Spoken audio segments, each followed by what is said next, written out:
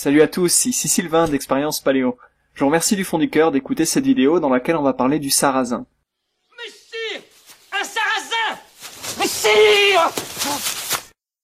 Suite à la publication de la vidéo sur le quinoa, de nombreuses personnes m'ont contacté pour me demander ce qu'il en était du sarrasin. Est-ce que le sarrasin est paléo? Est-ce qu'on peut consommer du sarrasin quand on mange paléo?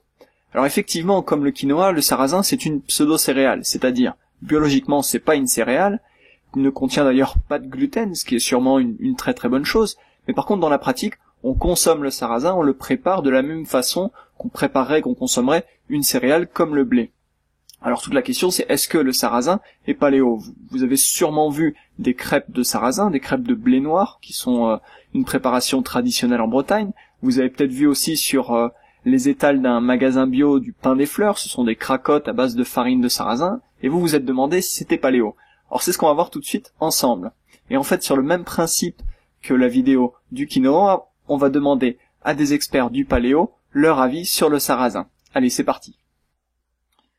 On commence avec Mark Sisson, l'auteur du livre Le modèle paléo. Mark Sisson nous dit que, puisque c'est la graine du sarrasin que l'on consomme, ça devrait être paléo, puisque d'une manière générale, les graines sont paléo. C'est le cas par exemple de la graine de lin. Mais en fait, il existe une différence notoire entre le sarrasin et les autres graines, c'est-à-dire le sarrasin est beaucoup plus riche en glucides. De ce fait, la farine de sarrasin a un indice glycémique relativement haut, de l'ordre de 54. Alors, Mark Sisson nous dit que ce n'est pas aussi haut que la farine de blé, par exemple, mais quand même, si on a une approche paléo pour perdre du poids, alors il faut surveiller sa consommation de glucides. Et dans ce contexte, Mark Sisson déconseille le sarrasin aux personnes qui souhaitent perdre du poids. Alors, il a aussi un argument historique, c'est-à-dire, le sarrasin n'était pas consommé au paléolithique. Alors, il existait bien sûr une forme sauvage, mais de ce fait, il était peu consommé de manière peu fréquente. Les premières traces de la culture du sarrasin remontent à peu près 6000 ans, c'est-à-dire très très tardivement dans l'histoire de l'humanité, et bien après l'invention de l'agriculture, qui remonte à peu près 10 000 ans. Donc pour ces deux raisons, nutritionnelles et historiques, Mark Sisson considère que le sarrasin n'est pas paléo. Passons au docteur Cordain, qui aborde la question du sarrasin dans son livre The Paleo Answer. Pour lui, le problème principal du sarrasin, c'est qu'il est potentiellement un allergène puissant. En fait, les personnes allergiques au sarrasin peuvent développer les symptômes suivants. Des crises d'asthme et des difficultés respiratoires, des crises d'urticaire, des rhinoconjonctivites, c'est-à-dire des inflammations du nez et des yeux, voire même des réactions dites anaphylactiques, c'est-à-dire des réactions allergiques sévères et rapides. Il faut savoir qu'en France, le potentiel allergique du sarrasin a été reconnu. Un réseau d'allergologues, le réseau Allergovigilance, a placé dès 2012 le sarrasin sur une liste d'aliments à risque. Alors, dans la pratique, peu de gens sont ou seront allergiques au sarrasin. Mais il faut savoir qu'il existe assez peu d'études sur les allergies liées au sarrasin. Et donc, de ce fait, le docteur Cordain recommande le principe de précaution. Il exclut le sarrasin du périmètre paléo et déconseille d'en consommer régulièrement. Alors, le sarrasin est-il paléo ou non? C'est des malades! C'est des malades!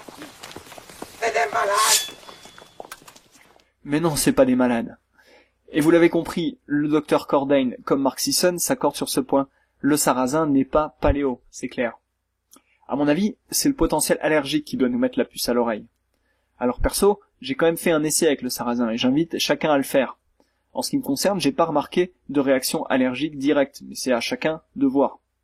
En fait, ce qui m'a amené à découvrir l'alimentation paléo, ce sont pendant des années des allergies très très handicapantes.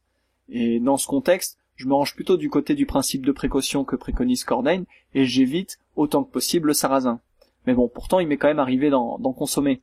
En fait, une fois j'étais invité chez des amis et ils avaient servi en entrée du guacamole et des rillettes. Et ils servaient ça avec du pain et ils avaient pensé à moi parce que je leur avais dit que je mangeais pas de gluten et ils avaient acheté du pain des fleurs. Et donc, puisque j'ai pas de réaction allergique particulière au sarrasin, dans ce contexte, j'en ai mangé. Et c'était pas un problème. Et en fait, c'est le message que je veux faire passer, c'est que il y a des occasions qui peuvent être rares, dans lesquelles on peut manger des aliments qui sont limite paléo. Mais ce qu'il faut éviter, et c'est le risque notamment avec un allergène potentiellement puissant comme le sarrasin, c'est d'en consommer régulièrement et finalement, petit à petit, développer des problèmes de santé liés à la consommation trop fréquente de cet aliment. Alors un autre risque avec le sarrasin, c'est celui de la substitution à tout va.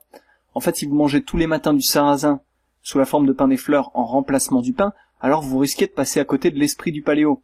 Et c'est vrai aussi si vous consommez trop fréquemment des pâtisseries paléo à base de farine de sarrasin. Parce que dans ce cas-là, vous retombez dans la remarque de Mark Sisson. Le sarrasin est riche en glucides, à IG relativement haut, et ça peut freiner, voire bloquer, votre perte de poids. Voilà, donc pour conclure, le sarrasin n'est pas paléo, mais surtout faites comme vous le sentez. Une crêpe au sarrasin pendant vos vacances en Bretagne, ça va pas vous tuer, c'est clair. Et le but, c'est pas de manger paléo pour le plaisir de se le répéter, il y a pas de médaille si vous mangez 100% paléo. Par contre, manger paléo, ça veut dire avoir une alimentation en adéquation avec ce qui réussit à chacun et en adéquation avec son activité physique. Comme souvent, le poison est dans la dose, et c'est à chacun de trouver ce qui lui correspond le mieux. Votre alimentation doit vous réussir, elle doit promouvoir votre santé, et c'est vraiment là le plus important. Voilà, merci de votre écoute. N'oubliez pas de partager cette vidéo si elle vous a plu, et en ce qui me concerne, je vous dis à très bientôt sur Expérience Paléo. Ciao!